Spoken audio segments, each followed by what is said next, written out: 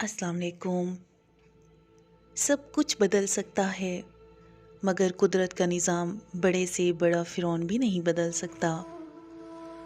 साइंसदान कितनी भी तरक्की कर लें मगर कुदरत के आगे सब बेबस हैं। इसकी कई मिसालें आए रोज़ देखते हैं कि कुदरती आफ़ात आती हैं। बड़े से बड़ा मुल्क अपनी तरक्की के बावजूद इनके सामने बेबस हो जाता है।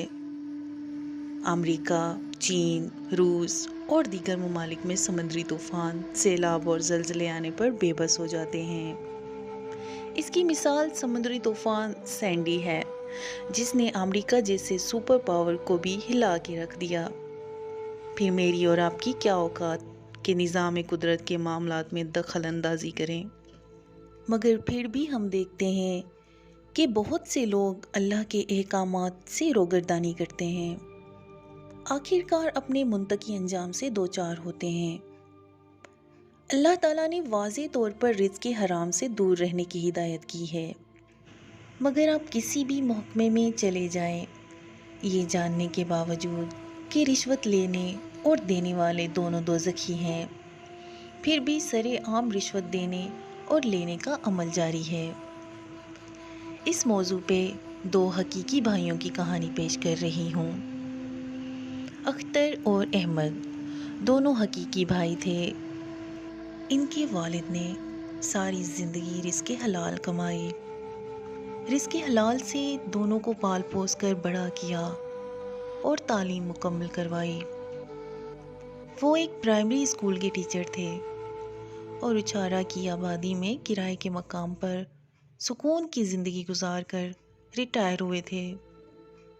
फिर दोनों भाइयों ने मेड पर कॉस्ट्यूम में मुलाजिमत अख्तियार कर ली। बाप ने दोनों को रिज़्क़ हलाल कमाने की नसीहत दी। अख्तर ने बाप की नसीहत पर अमल पेरा होते हुए रिज़्क़ हलाल पर गुजारा किया। मगर हम में बहुत कम लोग होते हैं जो बाप के नक्शे कदम पर चलते हैं। मुआशरा भी इसमें बहुत बड़ा किरदार अदा करता है। अहमद कुछ अरसा रिज़्क़ हलाल कमाता रहा, लेकिन उसकी बेगम हर रोज़ ताने देती थी, आप इतने बड़े ओहदे पर फायज हो, हम कब तक किराए के मकान पर धक्के खाते रहेंगे।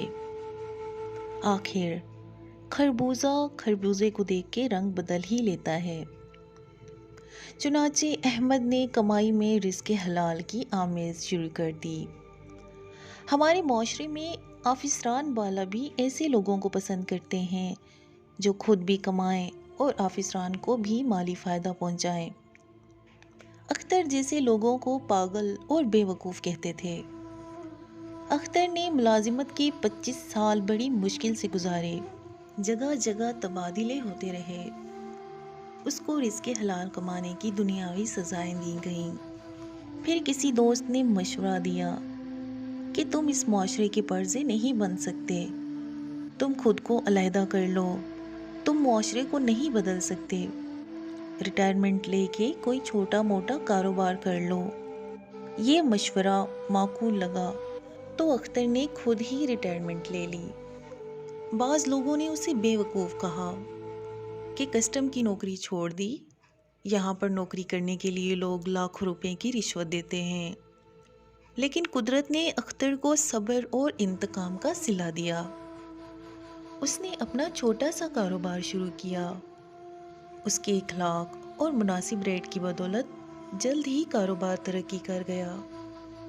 वो उछारा से लिबर्टी तक पहुंच गया, लेकिन लिबर्टी मार्केट जहां हर शे 2 गुना नफ़ा में फ़रोख्त होती है।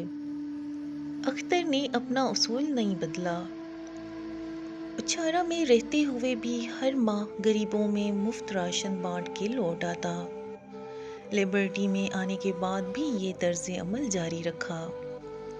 अख्तर ने अपनी बेटी को आला तालीम दिलवाई और उसकी शादी एक मिडिल क्लास घराने में करवा दी। वो आज पुरसुकून और खुशहाल ज़िंदगी गुजार रही है। अख्तर इतने बड़े कारोबार होने के बावजूद उछारा की किराए के मकान में सादा ज़िंदगी गुजारता। दोस्तों ने मशवरा दिया कि यार तुम अपना घर क्यों नहीं बना लेते, लेकिन उसको موقف یہی رہا کہ اس عارضی زندگی میں ایک پختہ مقام بنانے کی کیا ضرورت ہے۔ موت تو ہر وقت پیچھے لگی رہتی ہے۔ جب مٹی کے مکان یعنی قبر میں روز محشر تک رہنا ہے تو عارضی زندگی کے لیے مقام بنا کر کیا کروں گا؟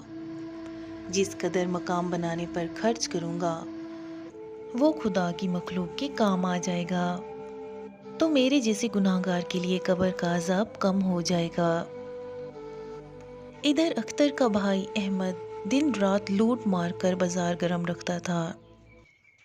اس نے ڈیفینس میں عالی شان بنگلہ خرید لیا، کئی گاڑیاں تھیں، رات کو کلب جانا، بڑے بڑے آفیسران سے تعلق بنانا اس کا معمول بن گیا تھا۔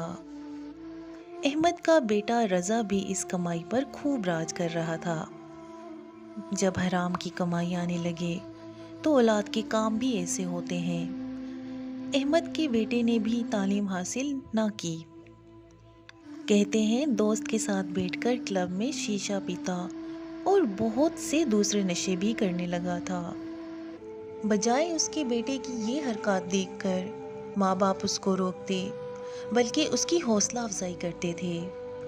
باپ بڑے فخر سے کہتا تھا، یہ امیر لوگوں کا فیشن ہے، پھر خدا نے دولت تو دی ہے، خرچ تو کرے گا ہی۔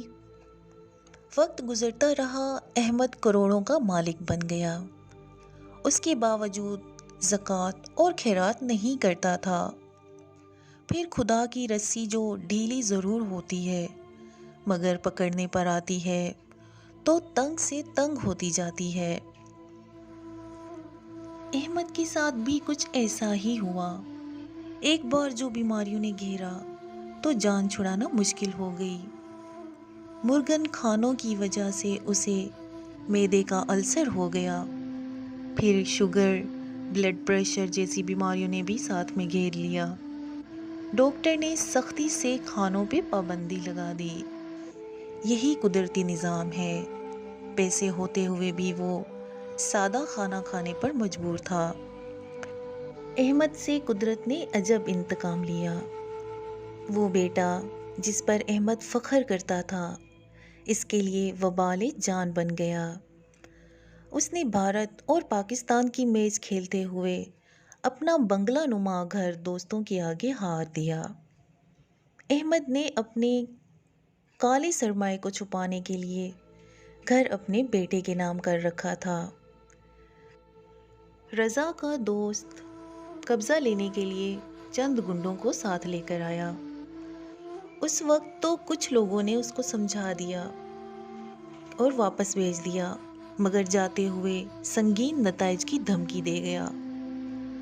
غالباً عید الاضحیٰ پر اس کا یہ دوست شراب کی نئی بوتل لینے کے لیے گاڑی میں نکلا تھا کہ کسی نے فائرنگ کر کے اسے ہلاک کر دیا اور شبہ احمد کے بیٹے رضا پر کیا گیا۔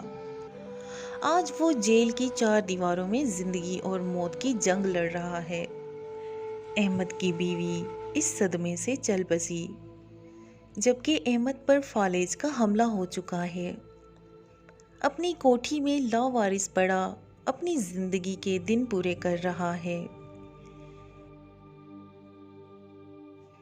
یہ رزق حلال اور رزق حرام کی کمائی کے نتائج ہیں۔ اللہ پاک ہمیں بھی رزق حلال کمانے کی توفیق عطا فرمائے، آمین ثم آمین۔ اگر آپ کو ہماری ویڈیوز اچھی لگیں تو سبسکرائب، لائک اینڈ شیئر کر دیں۔ شکریہ۔